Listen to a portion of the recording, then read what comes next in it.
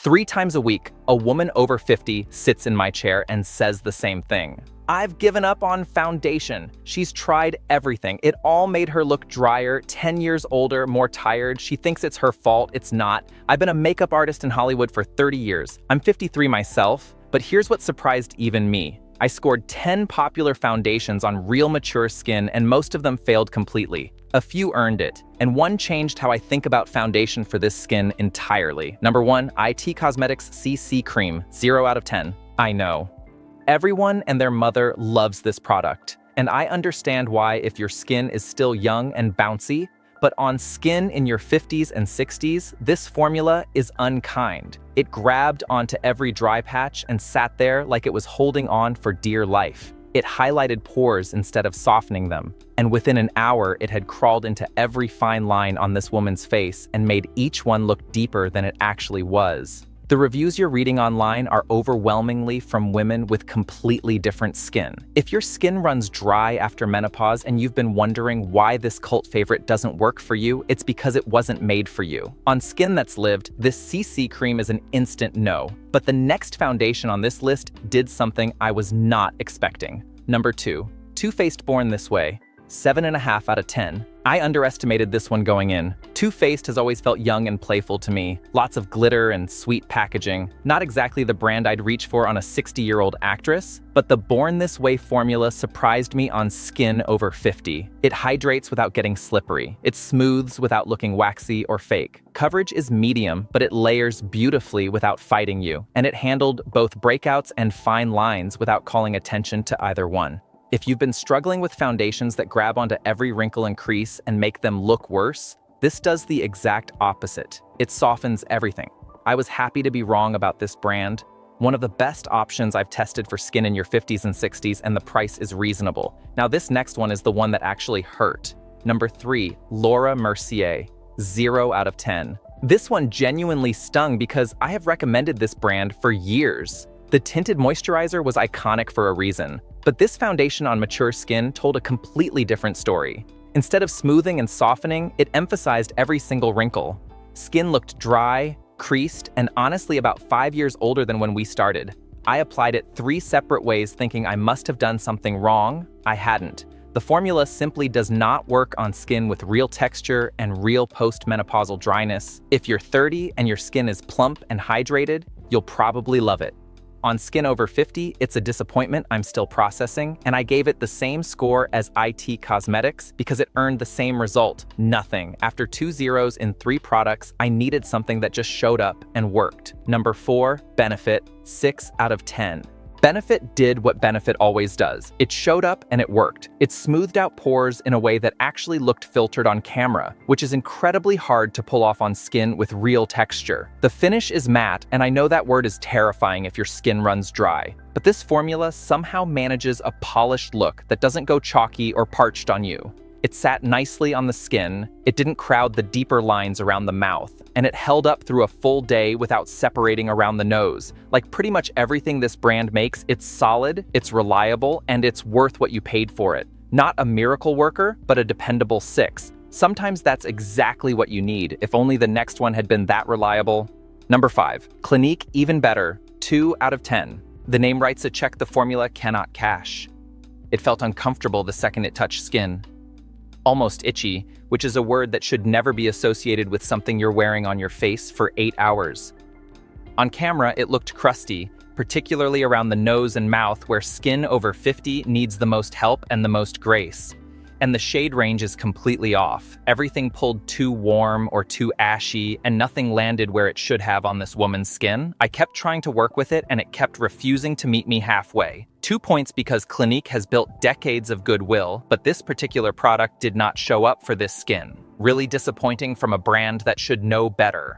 Now remember at the beginning when I said one foundation changed how I think about this skin entirely? This is that foundation. Number 6. Luxe Color Changing Foundation, 10 out of 10.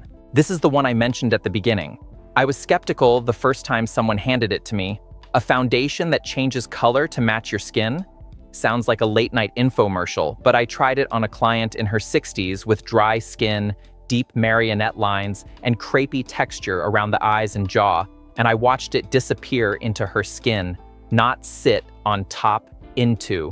The color shifted and matched her tone within seconds. You just pick light or medium and the formula reads your skin and adjusts. No oxidizing orange by noon, no mismatched jawline. It blurred her pores and fine lines the way good natural lighting does, and the formula is so lightweight she kept touching her face because she didn't believe anything was on it. This was built specifically for mature skin, and you can feel that in every part of the formula. It doesn't settle into lines, it doesn't cake on dry patches, and it never gives you that heavy mask feeling by afternoon. It's your skin, but better. That's exactly what it delivers. Nothing more and nothing less. I reach for this first now every time a woman over 50 sits down in my chair. It's actually cheaper on Amazon than anywhere else I've found, so I'm going to leave a link in the description below if you want to try it. It's a best-selling foundation on Amazon right now, but we are not done.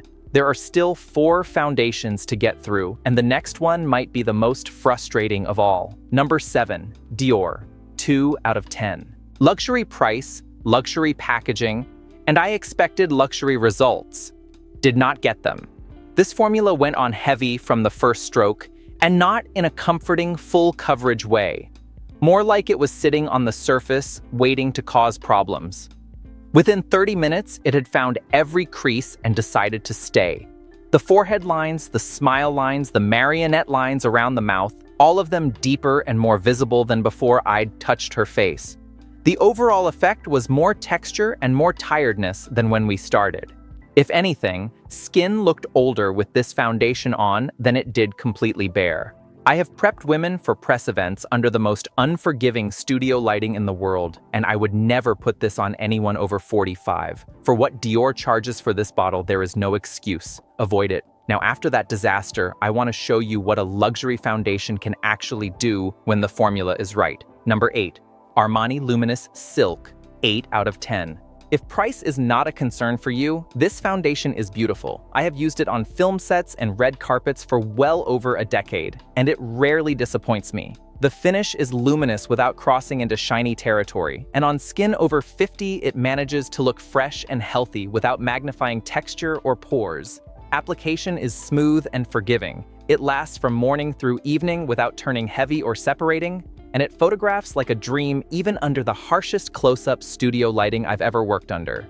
HD cameras are brutal, and this formula handles them gracefully. The only reason it didn't score higher is the price tag. Not everyone can justify that kind of investment for daily foundation, but for events, for photos, for any day where you want to feel truly exceptional, this is one of the finest foundations I have ever put on any skin type. And then there's the product that let me down the most. Number 9, NARS, 2 out of 10. This was the single biggest disappointment of the entire test, and that includes the 2 zeros. I have used NARS products on film sets for years, and I've always respected their color work. But this foundation on skin over 50 simply refused to cooperate. It did not blend in. It clung to the surface like a layer that didn't belong there, almost like a mask you can't quite take off. Within minutes, the smile lines looked deeper and the under-eye area looked crepey and tired. Every fine line around the mouth and the eyes became more visible instead of less, and the overall complexion looked flat, dull, and noticeably older. I prepped a woman for a photo shoot the next day and tried it one more time, just to be fair, and the result was the same. Of all 10 products, this is the one where my expectations were highest and the letdown was the steepest. I wanted it to be a winner. It wasn't even close. After that, I needed to end this test on something that actually respects this skin. Number 10, House Labs, 7 out of 10. Celebrity beauty lines have burned me before, so I went in cautious on this one. But Lady Gaga's team got this formula right, and I'll give credit where it's earned. This foundation is lightweight and buildable, which is the exact combination skin in your 50s and 60s needs. You can sheer it out for an everyday errand run or layer it up for a dinner, and it refuses to get cakey either way. The finish is a soft satin that reads as skin on camera, not as product sitting on top of skin. It stays where you put it. It doesn't migrate into your nasolabial lines by lunchtime or separate around the nose by late afternoon. I wore this on my own skin for a full week because I wanted to see how it held up outside of a studio, and it felt comfortable from morning to night every single day. If you want something forgiving and genuinely pretty without any fuss, House Labs belongs on your shortlist. A strong 7 and one of the top picks out there for this skin. Your skin was never the problem. It never was. Out of 10 foundations, 5 of them failed, and only 1 scored a perfect 10. Now you know which ones to skip, which ones are worth your money, and the one that might just change how you think about foundation after 50. Thank you for sitting through all 10 with me.